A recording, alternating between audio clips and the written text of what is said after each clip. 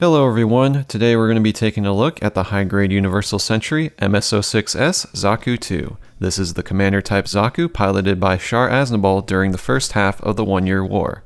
This kit is the 32nd release in the high-grade Universal Sentry line, released back in July 2002, and retails for about $13 US. Compared to previous 1/44th scale Zaku kits at the time, this is the first one to have full body articulation.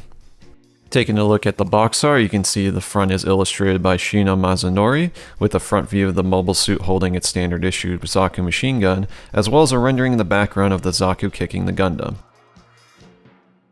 Taking a look at the manual, we have a picture of the model kit all built up with some additional panel lining, as well as some text on the top left corner describing the mobile suit's specifications. Opening up the manual, we have some more pictures of the mobile suit. On the left, we have a picture of the finished model kit, along with some text describing the mobile suit and its armaments in more detail. And on the right, we have a full color image of the CG render, done by Yuji Kono, of the Zaku 2 kicking the Gundam. And below that, we have the box art illustration accompanied with the front and rear line arts of the mobile suit.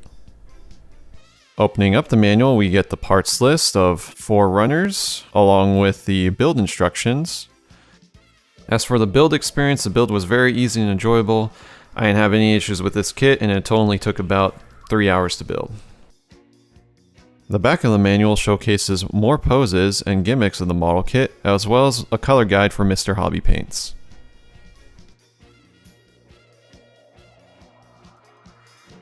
And here's the kit all built up, and honestly, it looks pretty good just built straight out of the box. As you can see, the proportions and surface detail are much closer to how the mobile suit was depicted in the line arts and in the anime.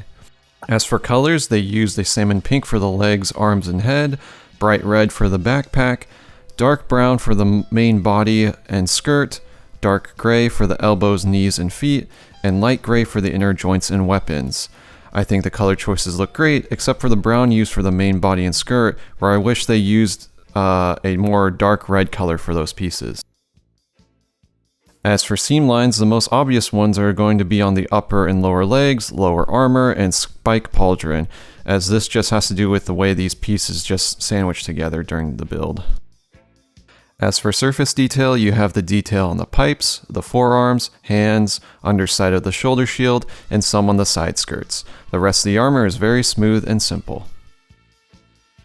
As for accessories, this kit comes with a Zaku machine gun, a Zaku bazooka, a heat hawk, 2 holding hands, and 2 trigger finger hands.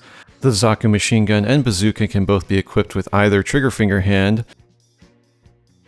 and the Zaku machine gun secondary handle can then be slotted into the opposite holding hand,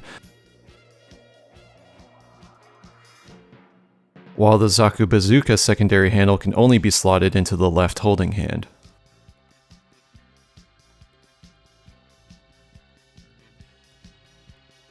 The heat hawk can be equipped by slotting it into the holding hand, and when not in use, it can be slotted into the holster on the side of the skirt. As for the bazooka, when it's not in use, it can be stored on the back of the skirt. While it's cool that this kit has multiple storage options for its weapons on the model kit, one of the downsides is that all of the storage options are fairly loose. So you'll notice that it's really easy for the heat hawk holster to fall off the side skirt, and for the Zaku bazooka to come loose on the back skirt. As for posability, this kit has a surprisingly wide range of articulation. Compared to previous 1/44 scale Zaku 2s, this Zaku 2 includes a movable mono-eye, shoulders that can move forward, ball-jointed wrists, single-jointed elbows, and double-jointed knees. The ankles can also move on this crazy swivel, as well as the ankles having ball joints. This kit looks amazing both on the ground and on an action base. It is also really easy to pose this kit with any combination of its weapons. While it's unable to pull off any crouching or kneeling poses, this kit won't have any trouble recreating most of the action poses as depicted in the anime. One downside of this kit, as with other early HGUC kits, is the lack of a 3mm hole at the bottom of the hips.